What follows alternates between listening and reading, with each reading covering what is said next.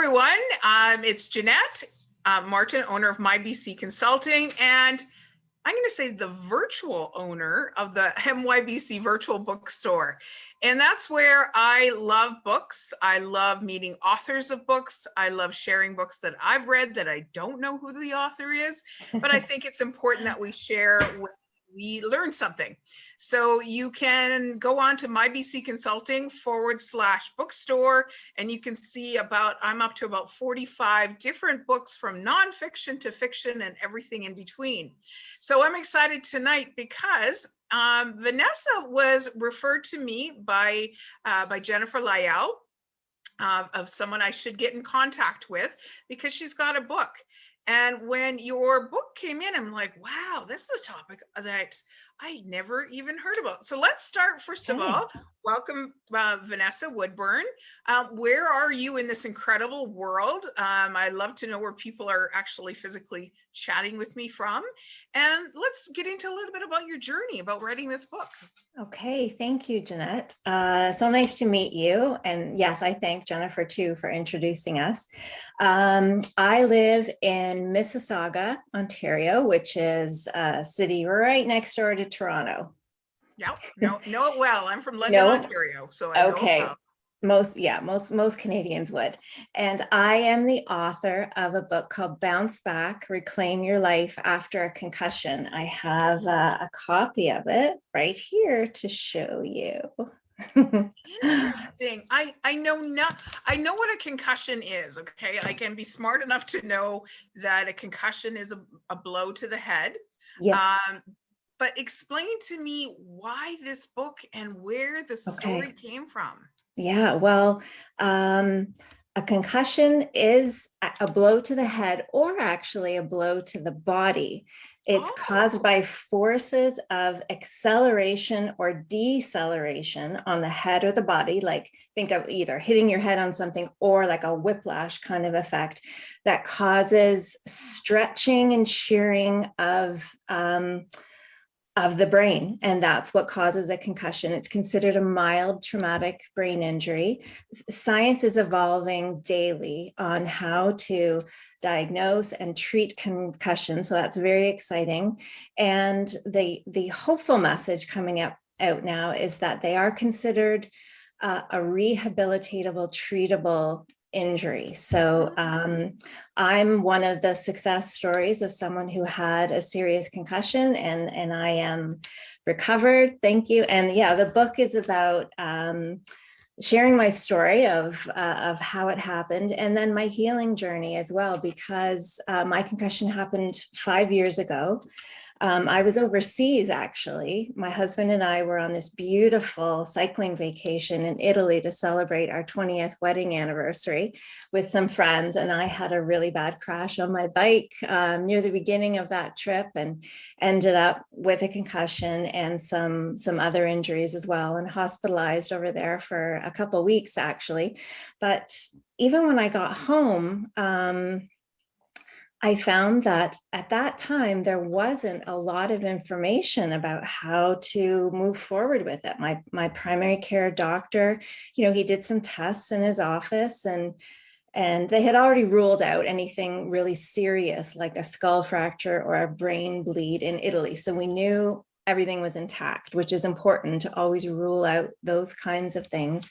But, my family doctor did the test in his office, and he kind of said, like, you're okay, you're fine. Everyone in the concussion community loves to hear those words, you're fine.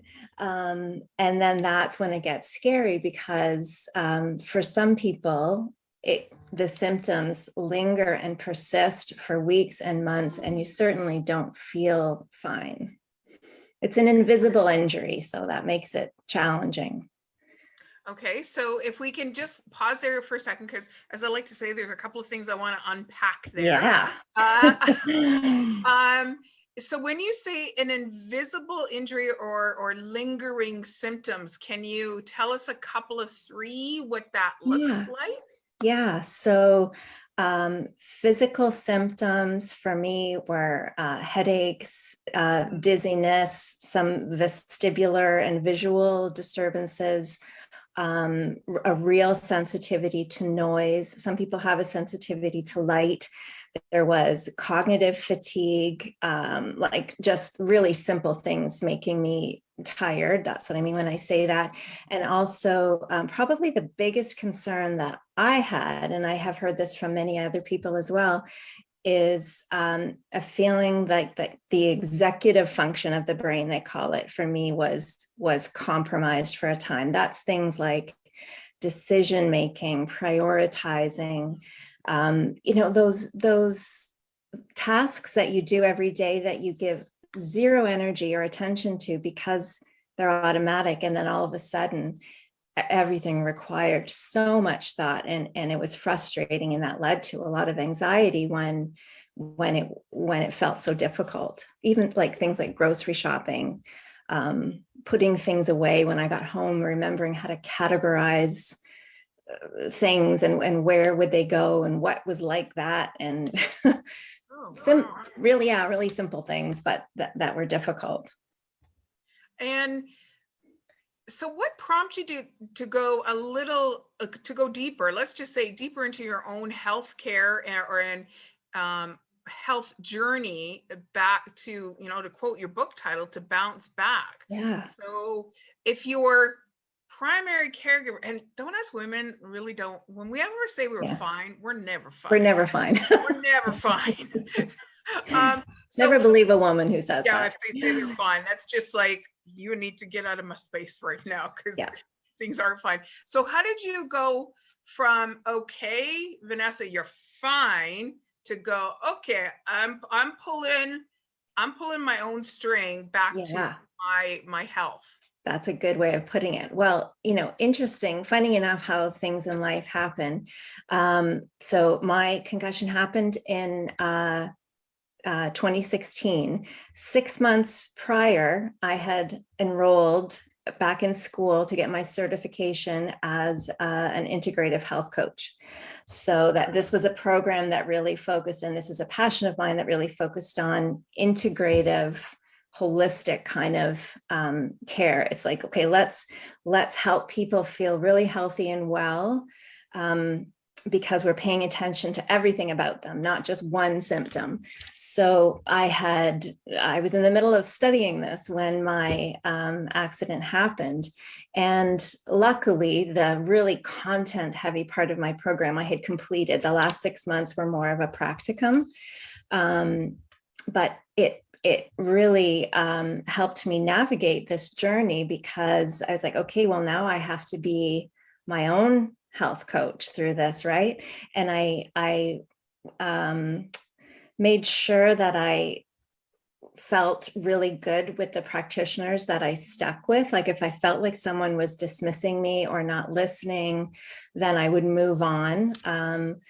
And I was lucky enough pretty early on to find some people who recognized, like, okay, she's not fine. There are some things lingering here.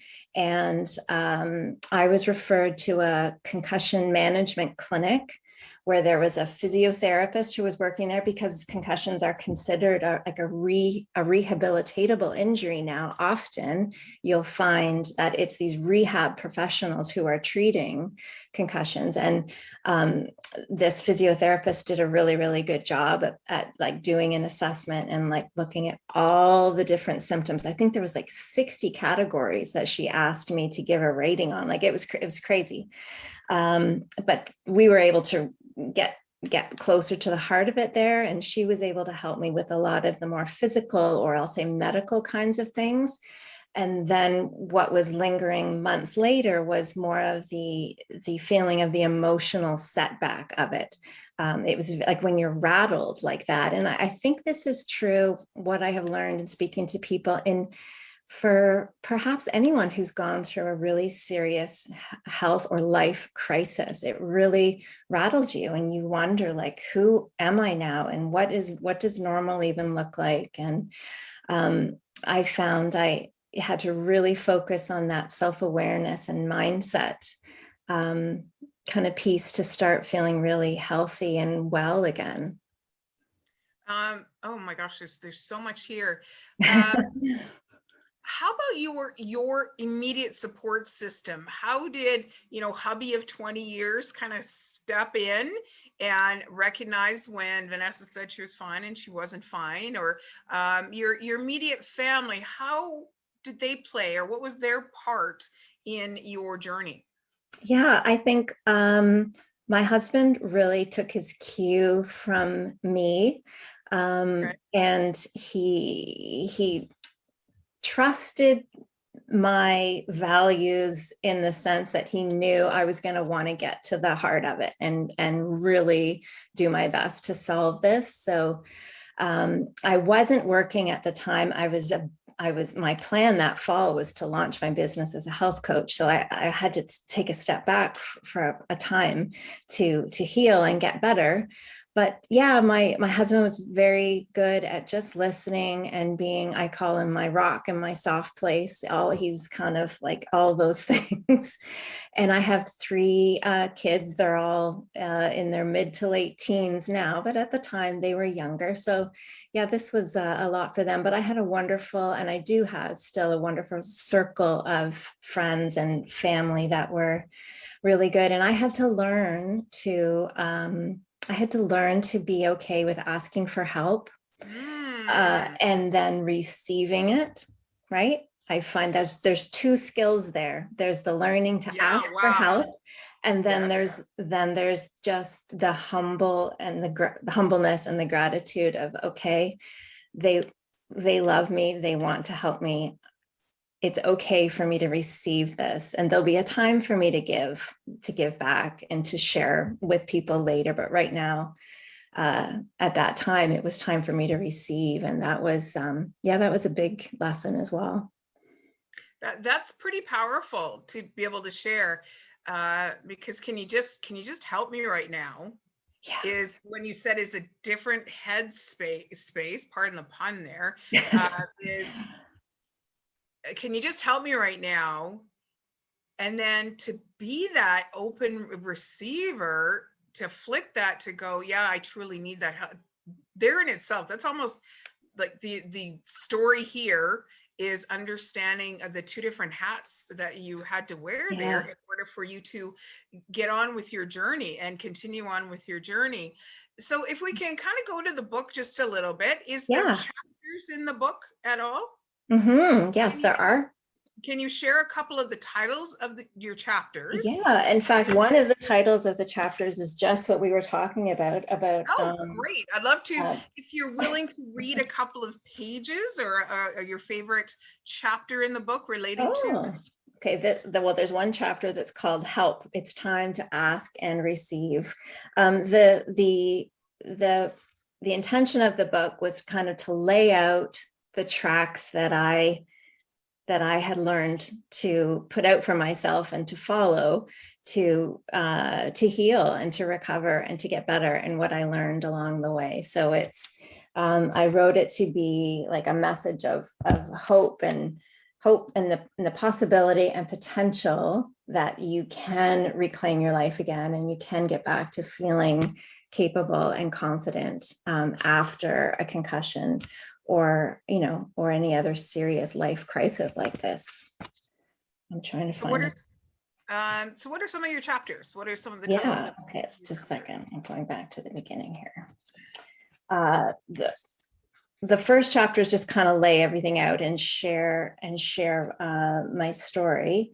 Here, I can read to you from the beginning, just a little, Perfect. like a paragraph at the beginning here. Perfect. Okay, it says, you are holding this book because you or someone you love has experienced a concussion. Life feels like a roller coaster right now, full of ups and downs and just as dizzying. Concussions can be compared to a software injury in the brain. Your hardware is intact, and on the outside, it appears as though everything is normal. You look fine, people say. But on the inside, it feels as though everything has changed. Nothing is normal. It is the last thing you think about when you fall asleep and the first thing you think about when you wake up. You don't feel like yourself anymore. So that's a little Well, bit at the beginning. I love that analogy between the hardware and the software, because you in the moment are the software, and the people that are your caregivers in your support system are your hardware that is making sure that they're rigid and they're following direction in order for you to feel like you're whole again. So really, really, that's really powerful. And I normally say at the beginning, I just get into meeting people. It's like we're having a little tea in my kitchen, and Yeah, that's what it feels in our like. office. That if you have any questions about concussion, please throw it into the comments, and Vanessa will come back afterwards after this video uploads, and you will be able to connect with her, and she'll answer any questions that you have. I don't have anybody monitoring my comments because I want to stay present, because this is the gift that I'm able to give the world, is to be present for these authors in their creativity. So Vanessa, if you could say that there's one myth about a concussion that you overcame, or kind of, this is a myth that's out there, and then what's a true fact about concussion? Oh, there's many. Well, okay, there's a myth that when you have a concussion, you should rest in a dark room. Oh, That is now a myth. The old thought used to be just give the brain zero input and let it heal. And although rest is important for the first 24 to 48 hours, and of course anyone should be checked out by a doctor first to make sure that there's no red flags of something more serious, but the actual thing that people recommend now is that you do try to get some light stimulation to the brain, and even some exercise just to get the blood flowing, right? Now, your brain needs the oxygen, it needs the blood flow, and that too much rest in the beginning can actually prolong the symptoms. So that's one myth. Wow, that's that's what I've heard, is just keep yourself calm. Calm means go away for a while and heal. Wow. Calm is good. And all of this within reason, right? Right. And I had to get really, really good at listening to my body. And it's like, okay, where is the threshold here? And when can I push the threshold ever so gently so that I'm increasing my capacity day by day? And then when is it too much? And there are professionals who can help with that kind of thing. Sleep is also seen as one of the most beneficial and restorative things that can happen for someone who's had a concussion. So again, that myth about waking somebody up every couple hours, sleep is really good. Again, they have to make sure that they've been checked by a doctor, so we know that there isn't something more serious going on. But well, there you go. There you go. Holy smokes. This has been fascinating. I hear about concussions all the time. You hear about sports figures all the time hitting a concussion, or a race car driver in your car. But just that simple movement, when you were saying, okay, repeat again. At the top, you mentioned there was two different ways that a concussion can happen. So it's forces of acceleration or deceleration on the head or the body. So anything that gives your head a chance to get rattled. And sometimes that's where there's a force hitting your body. Like, think about a car accident. If someone got whiplash, their head might not get hit, but their body is accelerating, deaccelerating really, really quickly. And it's the stretching and shearing of the white and the gray matter in the brain that this is the most current theory of what causes a concussion. It causes this cascade of events with an energy drop in the brain, an energy surge, and then an energy drop in the brain. And it takes a while for everything to come back online. Okay. So fascinating. I'd love to wrap this up. One of my favorite questions to ask anybody is, why take pen to paper, fingers to a typeboard? Why write the book? And what was the process of you writing the book? Because out there they say everybody's got a book in them. So if we can help somebody with the why and the how, Yeah. so I'd love to know, yeah, your why. Like, why did you write this book? I wrote Bounce Back because, and I know this now because it is the book that I wish that I had. I found that there were not a lot of hopeful messages. When I was online Googling, doing my research, I read a lot of things that said, you know, if you considered yourself to be a pretty intellectual person pre-concussion, like, sorry about your luck. You know, you're not, that's not going to come back. And they're just, I couldn't find a track. I couldn't find a path. I couldn't find hopeful messages about the potential and the possibility of overcoming this and coming out on the other side feeling in many ways like even more of myself. And so that's why I wrote the book, because I wanted that to be out there and for it to be able to get into other people's hands who were going through the same thing.